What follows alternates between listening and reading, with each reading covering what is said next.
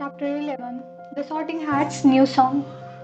Harry did not want to tell the others that he and Luna were having the same hallucination. That was what it was. So he said nothing about the horses as he sat down inside the carriage and slammed the door behind him. Nevertheless, he could not stop watching the silhouettes of the horses moving beyond the windows. Did everyone see that grubbly plank woman? Asked Ginny. What's she doing back here? Hagrid can't have left, can he? I'll be quite glad if he has, said Luna. He isn't a very good teacher, is he?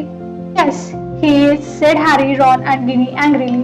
Harry glared at Hermione. She cleared her throat and quickly said, yes, he is very good. Well, we think he is a bit of a joke in Ravenclaw, said Luna unfazed.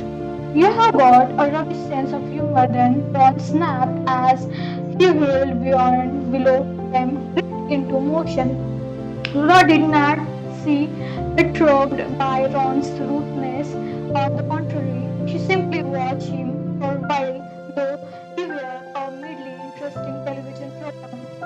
Battle and swaying, the carriage moved in canopy up the road. When they passed between the tall stone pillar topped with winged board on either side of the gate to the school grounds, Harry leaned forward to try and see whether there were any light in Hagrid's cabin by the Forbidden Forest, but the ground were in complete darkness. Hogwarts Castle, however, loomed ever closer, a towering mass of total jet black against the dark sky. Here and there, a window blazing fiery bright above them, the carriage jingled to a halt near the stone step leading up to a front door, and Harry got out on the carriage first. Turned again to look for light window down by the forest, but there was definitely no sign of life within Hagrid's cabin. Unwillingly, because he and half hoped they would have vanished, he turned his eyes instead upon the strange skeletal creature standing quickly in the chilly night air, their blank white eyes gleaming. Harry had once before had the experience of seeing something that Ron could not, but that had seen a reflection in a mirror, something much more insubstantial than 100 very solid looking beasts strong enough to put a fleet of carriages. If Luna was to be believed, the beast had always been there but invisible. Why then could Harry suddenly seen them, and why could Ron not? Are you coming or what? Said Ron beside him. Oh yes, said Harry quickly, and they joined the crowd hurrying up the stone step into the castle. The entrance hall was ablaze with torches and echoing with footsteps as the students across the flagstone flowed for the double doors to the right leading to the great hall and the start of term feast. And the four long houses table in the great hall were filling up under the stairless black ceiling, which was just like the sky. They could gleam through the high window.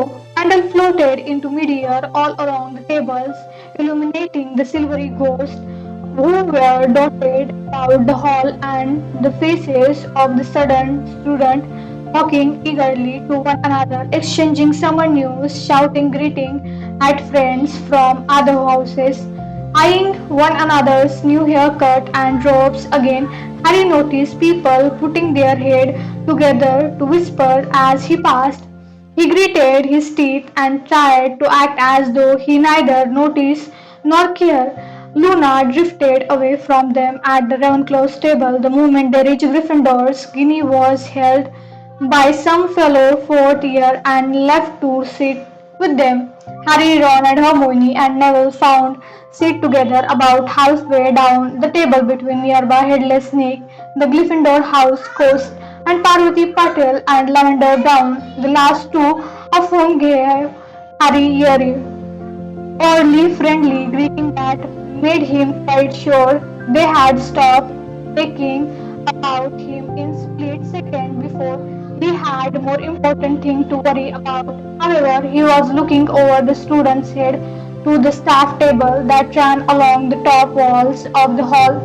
He's not there. Ron and Hermione scanned the staff table too, though there was no real need. Hagrid's size made him instantly obvious in any lineup. He can't have left, said Ron, sounding slightly anxious.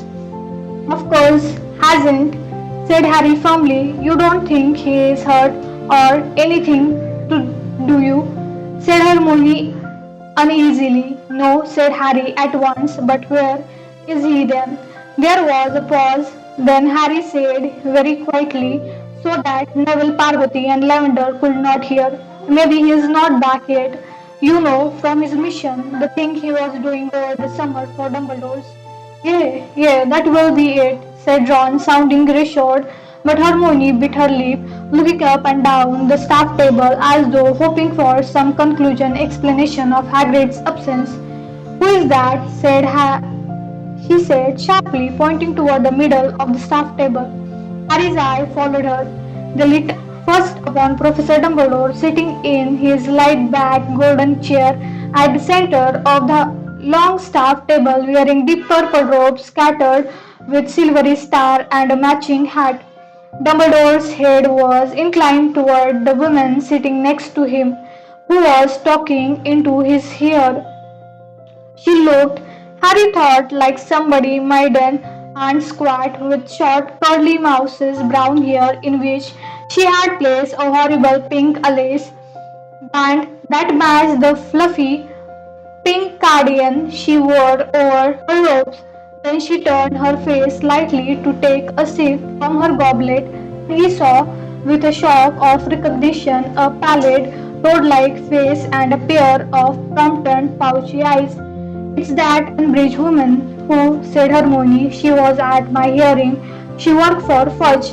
Nice guardian, said Ron, smirking. She worked for Fudge, Hermione repeated, frowning.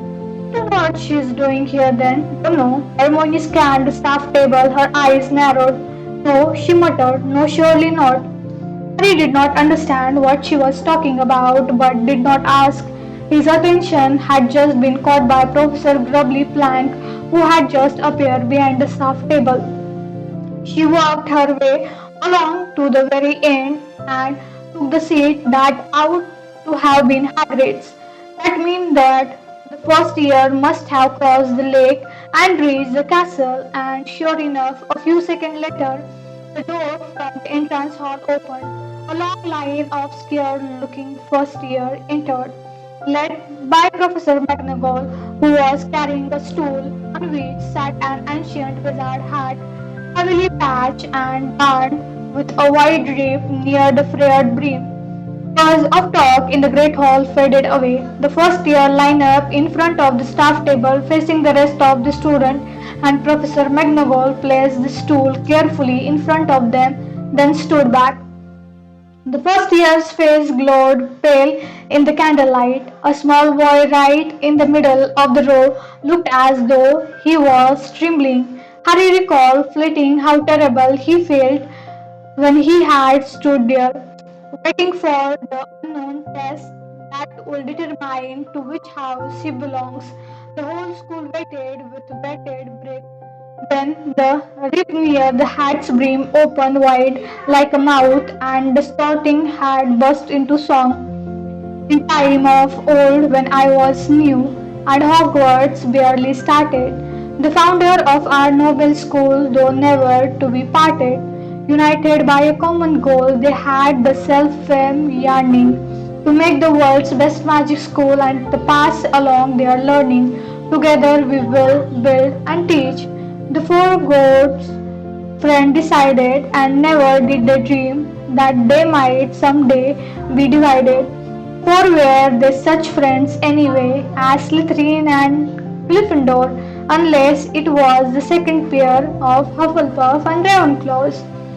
So, how could it have gone so wrong? How could such friendship fail? Why I was there, and so can I tell the whole sad sorry tale.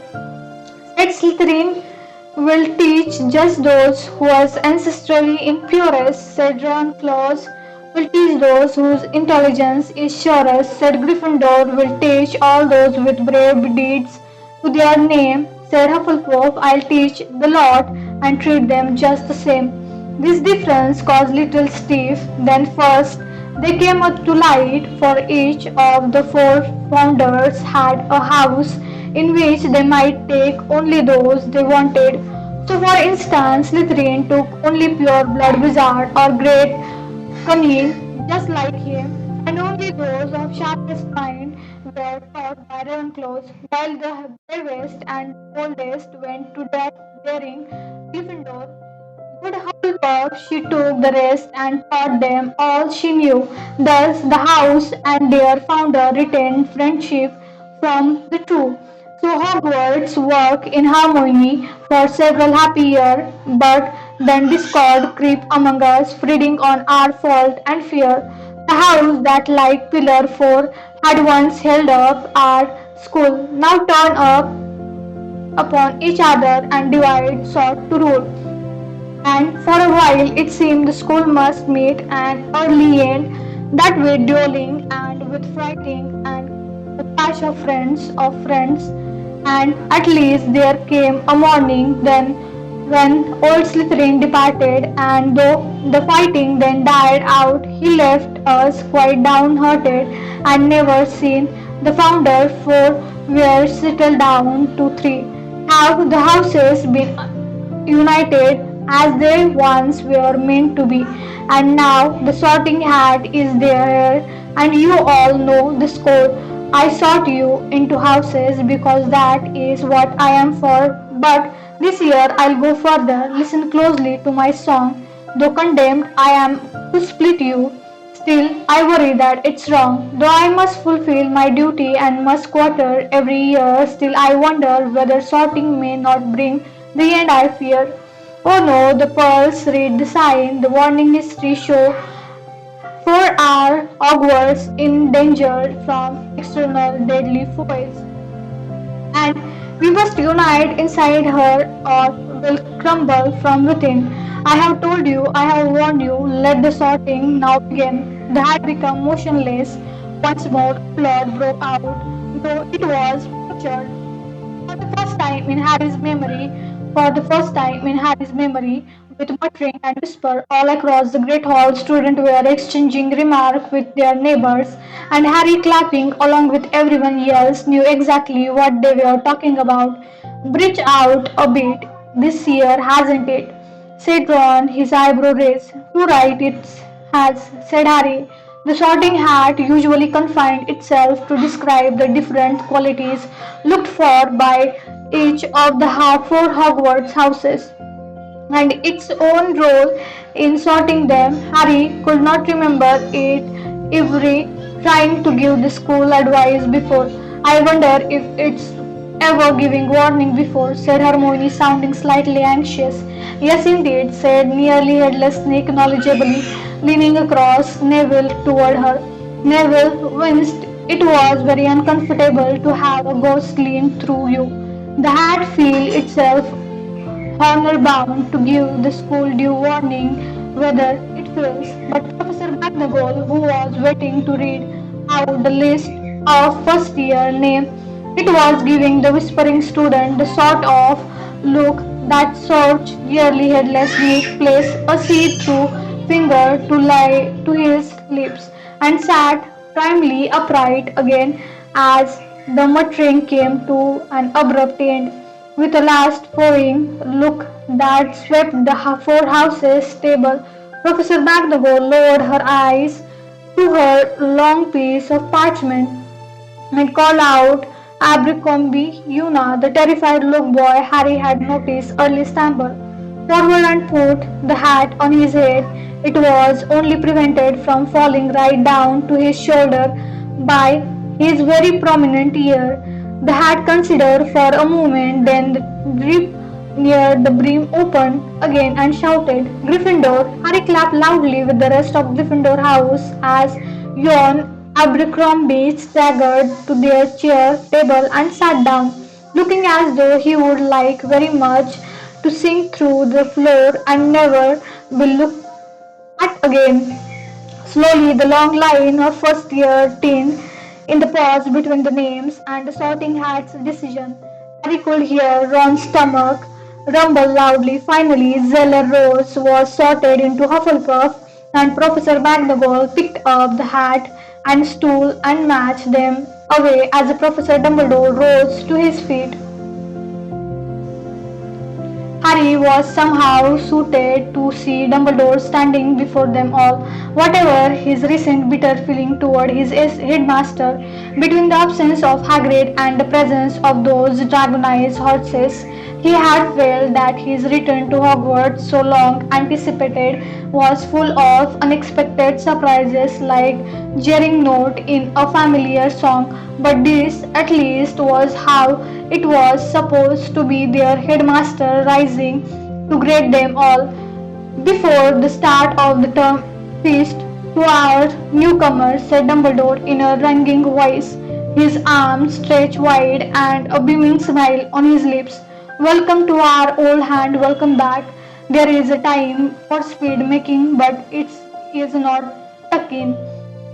There was an appreciative laugh and an outbreak of applause as Dumbledore sat down nearly and threw his long beard over his shoulder so as to keep his out of the way of his plate for food and applaud out of nowhere, so that the 5 long table were groaning under joint and pieces and dishes or vegetables, bread sauce and flagons of pumpkin juice, excellent, said Ron with a kind of groan and longing, and he seized the nearest plate of chop and began piling them onto his plant watch watchful by nearly headless Nick. What were you saying before the sorting?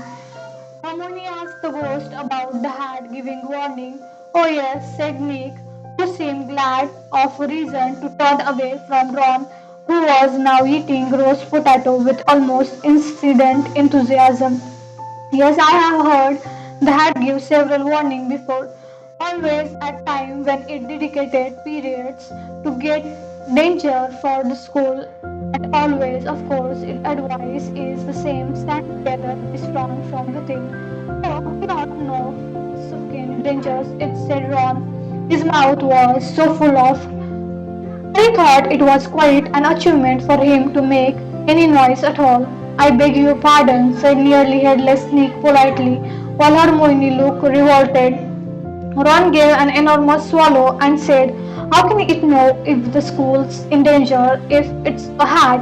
I have no idea, said nearly headless Nick. Of course, it lies in Dumbledore's office, so I dare say it picked things up there, and it wants all the houses to be friends, said Harry, looking over at the Slytherin table where Draco Malfoy was holding cold, fat chance.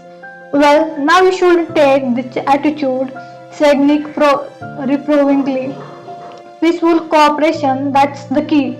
We ghosts, though we belong to separate houses, maintain link of friendship in spite of the competitiveness between Gryffindor and Slytherin. I would never dream of seeking an argument with the bloody Baron only because you are terrified of him, said Ron. Nearly headless Snake looked highly affronted. Terrified? I hope I, said Nicholas. The Memsi Pomprento have never been guilty of cowardice in my life. The noble blood that runs in my veins. What blood? Asked Ron. Surely you haven't still got its finger of speech, said nearly headless Nick. Now so annoyed, his head was trembling ominously on his partially served neck. I assume I'm still allowed to enjoy the use of wheelchair word I like, even if the pleasure of eating and drinking are denied me, but I am quite used to students poking fun at my death. I assure you, Nick, he hasn't really laughing at you, said Hermione, throwing a furious look at Ron. Unfortunately, Ron's mouth was packed to exploding point again, and all he could manage was nod thumbscrew, which Nick did not seem to think constituted as adequate apology. Rising into the air, he strained his feather and swept away from them to the other end of the table, coming to rest between the Crevery brothers, Colin and Dennis. Well done, Ron, snapped Hermione. What? Said Ron indigently, having managed finally to swallow his food. I'm not allowed to ask a simple question. Oh, forgot it, said Hermione irritably, and pair of them spent the rest of the meal in huffy silence. Harry was too used to their bickering to bother trying to reconcile them. He felt it was better use of his time to eat this way steadily through his steak and kidney pie. Then a large plateful of his favorite crackle tart. When all the students had finished eating and the noise level in the hall was starting to creep upward again, Dumbledore got to his feet once more, talking ceased immediately as all turned to face the headmaster. Harry was feeling pleasant dowry now. His four-poster bed was waiting somewhere above, wonderfully warm and soft. Well, now that we are all digesting another magnificent feast, I beg a few moments of your attention for the usual start of term notice, said Dumbledore, first year out to know that the force in the ground is out of bound to student, and a few of our older students sought to know by now too. Harry, Ron, and Hermione exchanged some rings. Mr. Fletch, the caretaker, has asked me for what he tell me is the 462nd time to remind you all that magic is not permitted in the corridor between class. Not are a number of other things, all of which can be checked on the extensive list now fastened to Mr. Fleet's office door. We have had two changes in staffing this year. We are very pleased to welcome back Professor Grubbly Plank, who will be taking care of magical creature lesson. We are along delighted to introduce Professor Umbridge, our new Defense Against the Dark Art teacher. There was a round of polite but fairly unenthusiastic applause during which Harry, Ron, and Hermione exchanged slightly panicked looks. Dumbledore had not said for how long Grubby Plank would be teaching. Dumbledore continued try out for the house which team will take place on the. He broke off, looking inquiringly at Professor Umbridge. As she was not much taller standing than sitting, there was a moment then nobody understood why Dumbledore had stopped talking. Professor Umbridge said, "Remember," and then it became clear that she had got to her feet and was intending to make a speech. Dumbledore only looked taken back for a moment, then he sat back down smartly and looked altly at Professor Umbridge as though he desired nothing better than to listen to her talk. Other members of staff were not as adapted at hiding their surprise. Professor Sprout's eyebrow had disappeared into her flowy hair, and Professor McGonagall's mouth was as thin as Harry had ever seen it. No new teacher had ever interrupted Dumbledore before. Many of the students were shrinking. These women obviously did not know how things were done at Hogwarts. Thank you, Headmaster. Professor Umbridge simpered for those kind words of welcome. Her voice was slightly pitched, breathy, and little girlish. And again, Harry felt a powerful rush of dislike that he could not explain to himself. All he knew was that he loathed everything about her, from her stupid voice to her full fluffy pink cardigan. She gave another little throat clearing cough and continued. Well, it's so lovely to be back at Hogwarts, I must say. She smiled, revealing very pointed teeth, and to see such people happy little faces looking back at me. Harry glanced around. None of the face he could see looking happy. On the contrary, they all looked rather taken aback at big address as though they were 5 years old. I'm very much looking forward to getting to know you all, and I'm sure we'll be very good friends. Student exchange look at this. Some of them were barely concealing grin. I'll be here, friend, as though I don't have to borrow that cardigan, Parvati whispered to Lavender, and both of them lapsed into silent giggle. Professor Umbridge cleared her throat again. And when she continued, some of the brittliness had vanished from her voice. She sounded much more businesslike, and now her world had the learned by heart sound of them. The Ministry of Magic has always considered the education of young witch and wizards to be of vital importance. The rare gift with which you were born may come to nothing if not nurtured and honored by careful instruction. The ancient skill unique to the Wizardian community must be passed down through the generations, lest we lose them forever.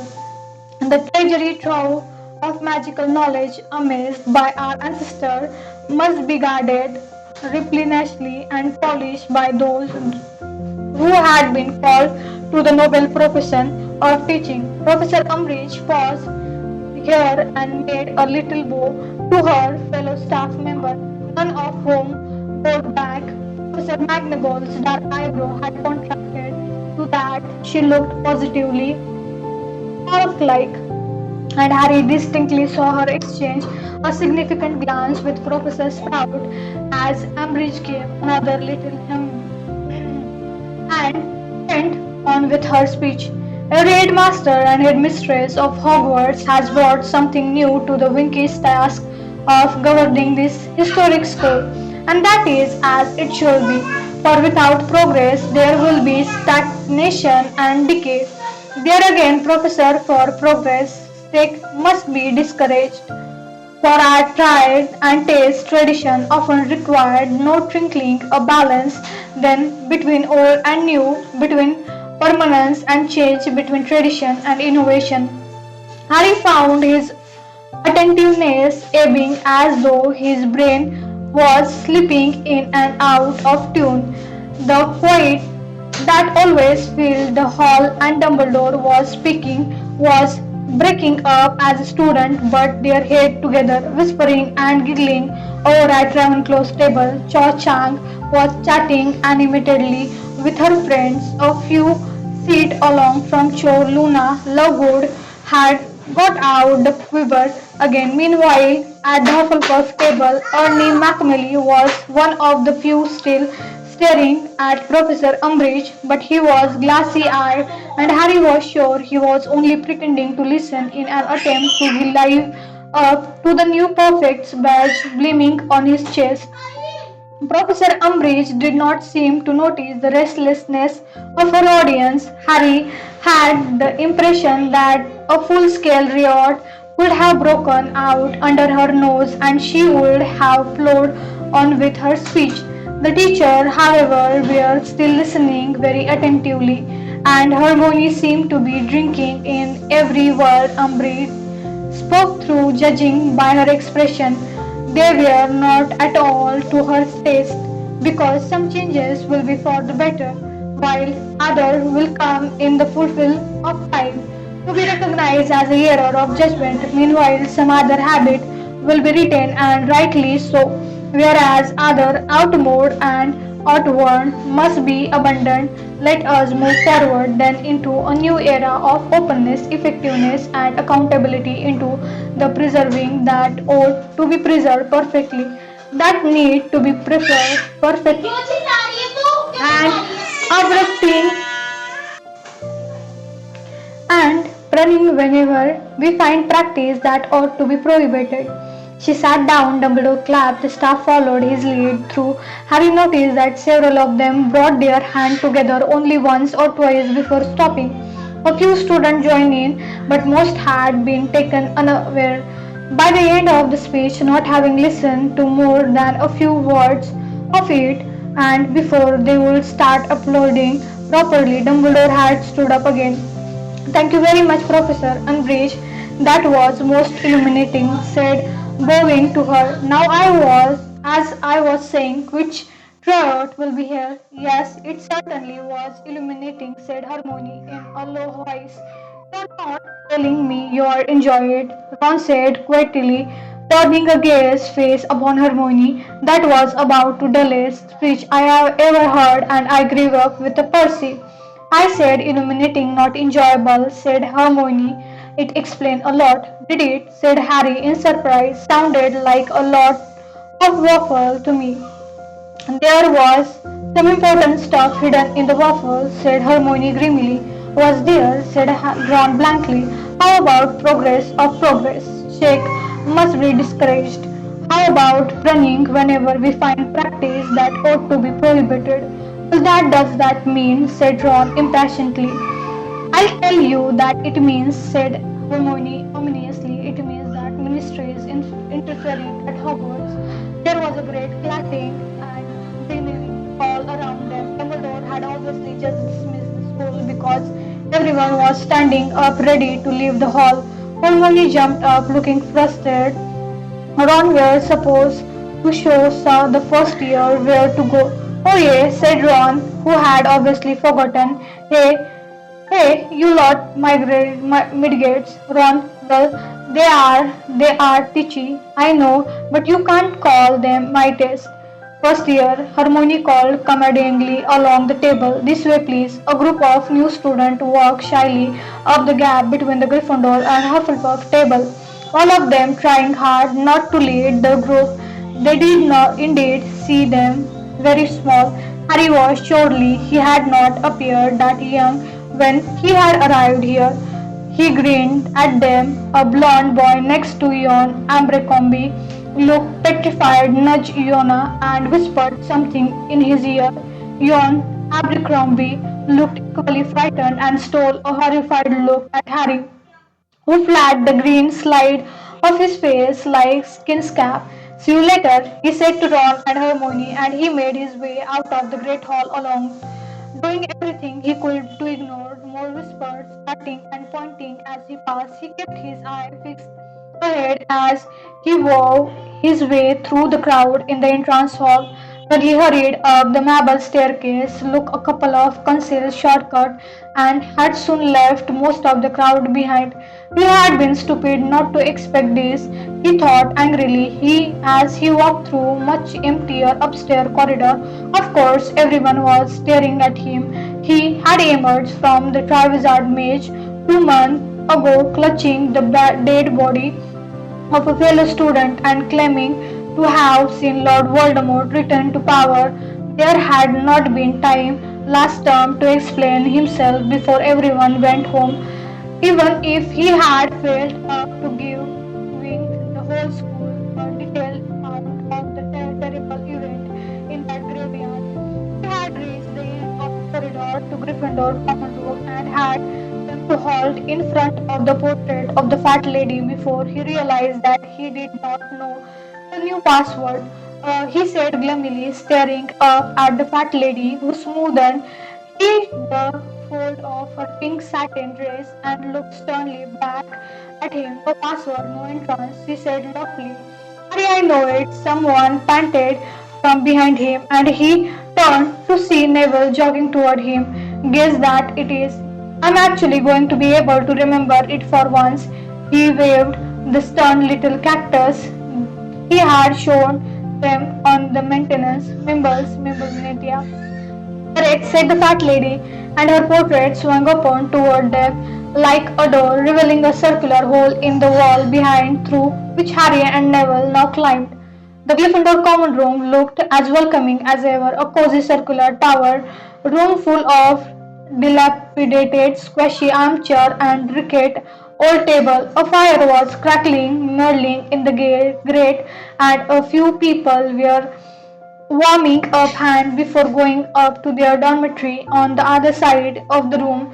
Fred and George Weasley were pinning something up on the notice board. Harry waved good night to them and headed straight for the door to a boys' dormitories. He was not in much of the mood for talking about the moment. Neville followed him. Dean Thomas and Seamus Finnegan has reached the dormitory first and were in the process of covering the wall beside their bed with posters and photographs. They had been talking as Harry pushed open the door but stopped abruptly the moment they saw him. Harry wondered whether they had been talking about him, whether he was being paranoid. Hi, he said, moving across to his own trunk and opened it. Hey Harry, said Dean, who was putting on a pair of pajamas in the West Ham color. Good holiday, not bad, muttered Harry, as a true account of his holiday would have taken most of the night to relate, and he could not face it. Yeah, it was okay, chuckled Dean. Better than Seamus anyway. He was just telling me. Why, what happened, Seamus? Neville asked as he placed his Mimblus Mimbletonia tendered on his beside cabinet. Simmons did not answer immediately. He was making rather a meal of ensuring that his poster of Kemmer Crystal Twitch team was quite straight. Then he said, with his back still returned to Harry, me, ma'am, didn't want me to come back. What? Said Harry, pausing to the act of pulling his rope. She didn't want me to come back to Hogwarts. She must turn away from his poster and pull his own pajama out of his trunk, still not looking at Harry. But why? Said Harry, astonished. He knew that Seamus' mother was a witch and could not understand, therefore, why she would have to come over Dursley. Seamus did not answer until he had finished buttoning his pajamas. Well, he said in a major voice, I suppose because of you. What do you mean? Said Harry quickly. His heart was beating rather faster. He felt vaguely as though something was closing in on him. Well, said Seamus again, still avoiding Harry's eye. Well, it's not just you, it's Dumbledore too. She believed the Daily Prophet, said Harry. She thinks I am a liar and Dumbledore is a old fool. Seamus looked up at him. Yes, something like that. Harry said nothing. He threw his wand down onto the beside table, pulled off his robe, stuffed them angrily into the trunk, and pulled on his pajama. He was sick of being the person who was stared and talked about all the time. If any of them had the faintest idea what it felt like to be the one all this thing happened, Mrs. Finningham had no idea. The stupid woman, he thought savagely. He got into bed and tried to pull the hanging clothes around him, but before he could do so, Seamus said, Look, it happened that night, and you know, when the Cedric degree and all, Seamus sounded nervous and eager to talk. At the same time, Dean, who had been bending over his tongue, trying to retrieve a sleeper, went oddly still, and Harry knew he was listening hard. Are you asking me for? Harry retorted, just read the Daily Prophet like your mother. You don't you? That's all you need to know. Don't you have to go at my mother, snapped Seamus. I'll have to go at you anyway. Who call me a liar, said Harry. Don't talk to me like that. I'll talk to you how I want, said Harry, his temper rising so fast.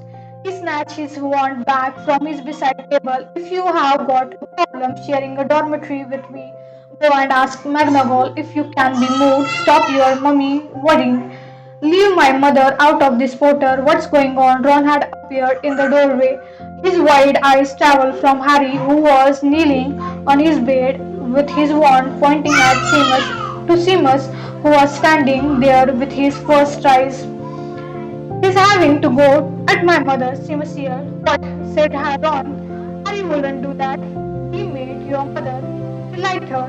That's before she started believing every word the Daily Prophet write about me, said Harry at the top of his voice. Oh, said Ron comprehensively, drawing across his freckled face. All right. You know what, said Seamus, hatedly, casting Harry a venomous look. He's right. I don't want to share a dormitory with him anyway.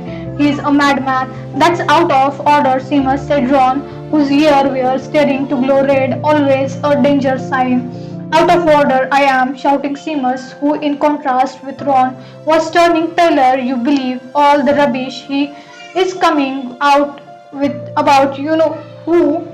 Do you reckon he is telling the truth? Yeah, I do, said Ron angrily. Then you are mad too, said Seamus in disgust.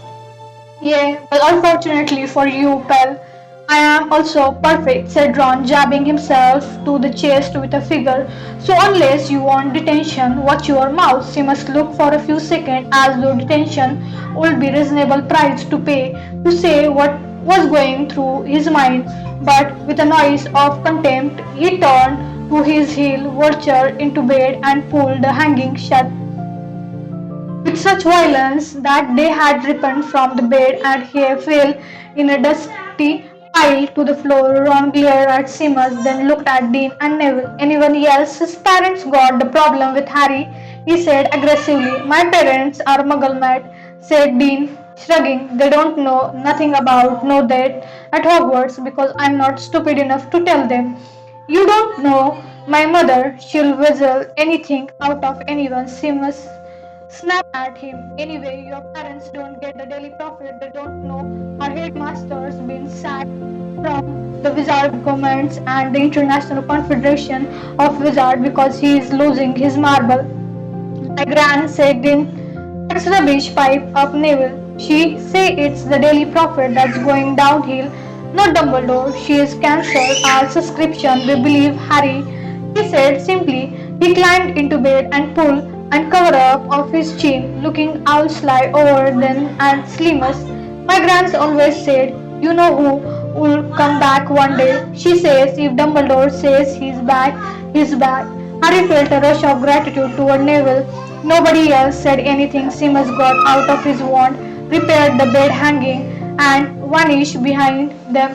Dean got into bed, rolled over, and fell silent. Neville, who appeared to have nothing more to say either, was gazing fondly at his moonlight cactus. Harry lay back on his pillow while Ron bustled around the next bed, putting his things away. He felt shaken by the argument of Seamus, whose whom he had always liked very much. How many more people were going to suggest that he was lying or unhide? Had Dumbledore suffered like this all summer? As first the Viscounts, then the International Confederation of Wizards had thrown him from their rank. Was it anger at Harry? Perhaps that had stopped Dumbledore getting in touch with him for months. The two of them were in the together. After all, Dumbledore had believed Harry announced his version of event to Wizardian community. Anyone who thought Harry was a liar had to think that Dumbledore was too, or else that Dumbledore had been hoodwinked. They'll know we are right in the end, though Harry miserable as Ron got into bed and extinguished the last candle in the dormitory, but he wondered how many attacks like Simmons he would have to endure before the time came. That's it for today. Thank you so much. Stay tuned for next chapter. Till then, see ya. Bye bye.